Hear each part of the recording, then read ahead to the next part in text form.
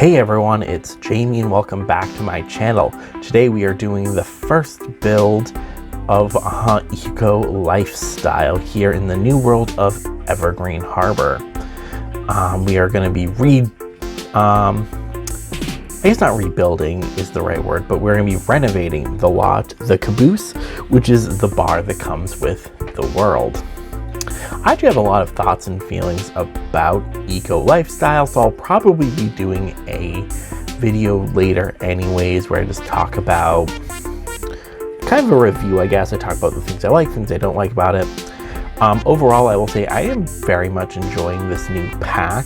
I think it's a super fun pack, as well as I'm also really into the whole narrative behind the pack and the idea, so I was kind of sold on it to begin with. So I'll own up to that. But yeah, so what I decided is I want to renovate this lot here, the Caboose, which is a old train station converted into a bar. What I liked about this is it gives a little bit more lore to the world, as Plumbella would say. The world feels a lot more fleshed out because we have this kind of like story behind the lot, as well as also I currently live in a town that had a industrial period. It is now kind of like the washed up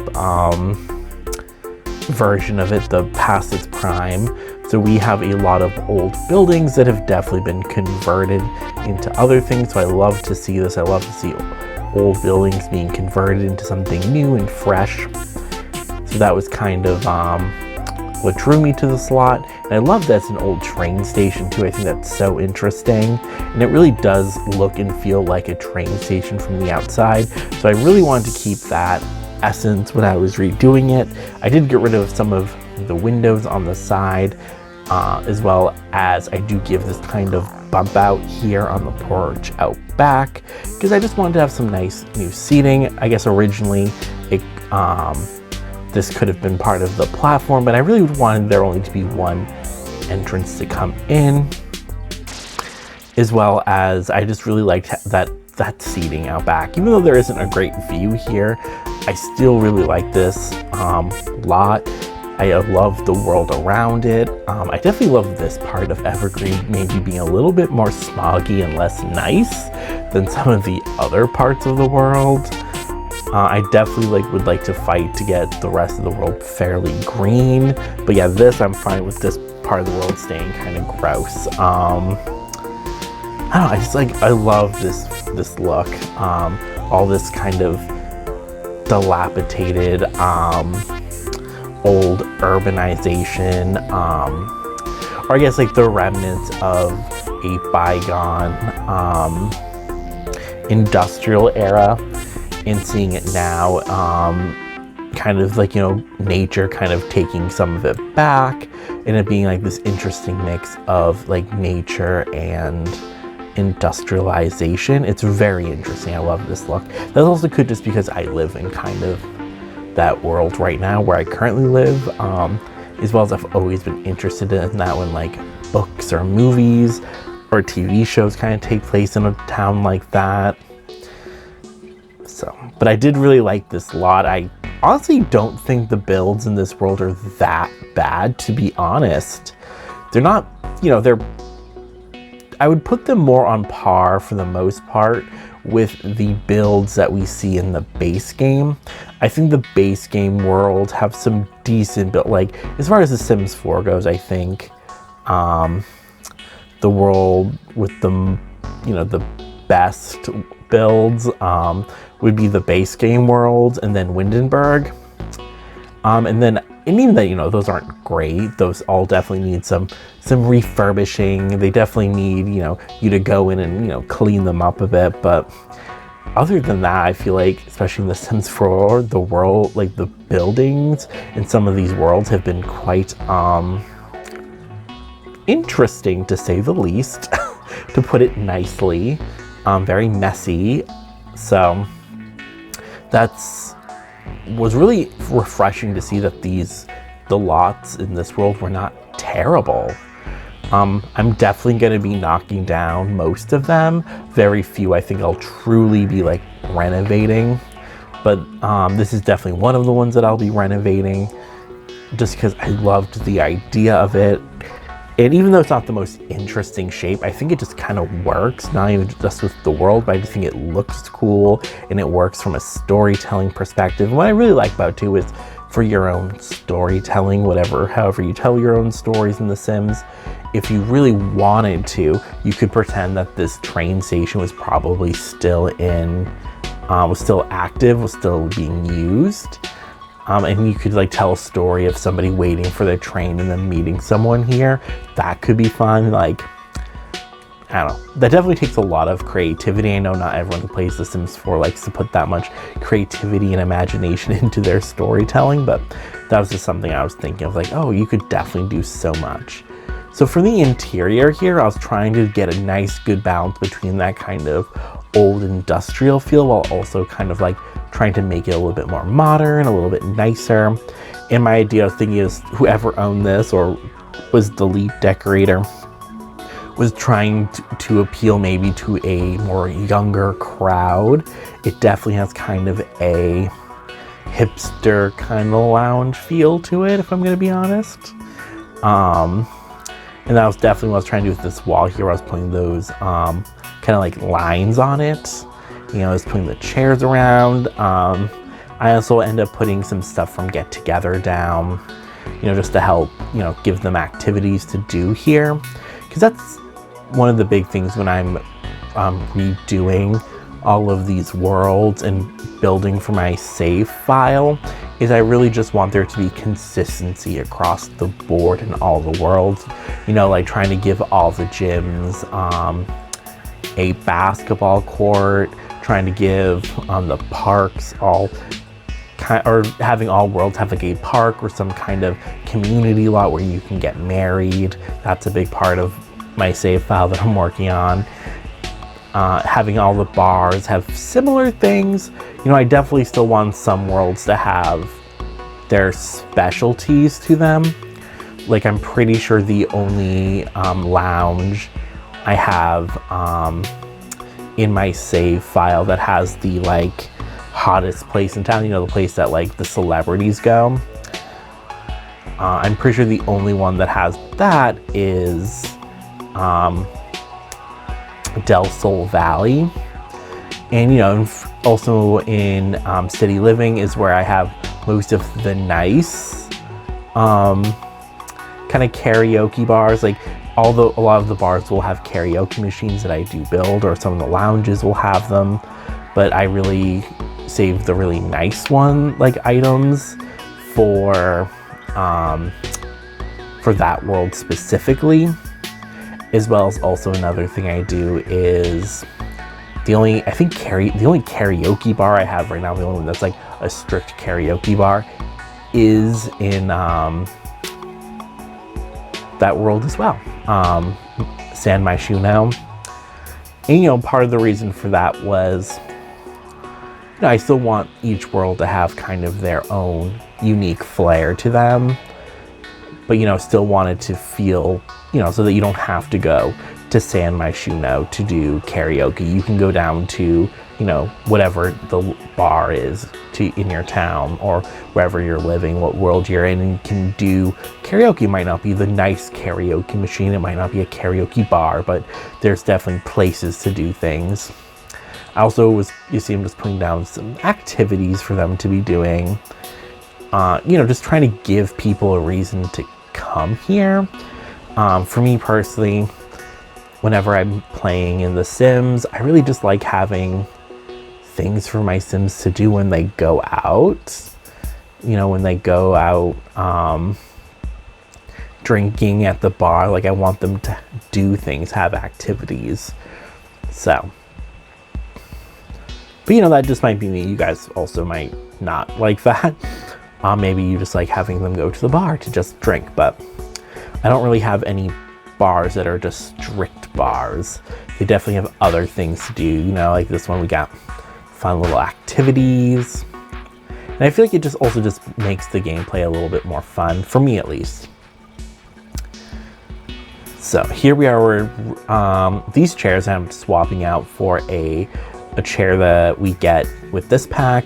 I was trying to use Tiny Living a little in this pack because I definitely feel like those two packs go together very well, Tiny Living and Eco Lifestyle. They definitely have, you know, a lot thematically in common. They definitely released them together for a reason.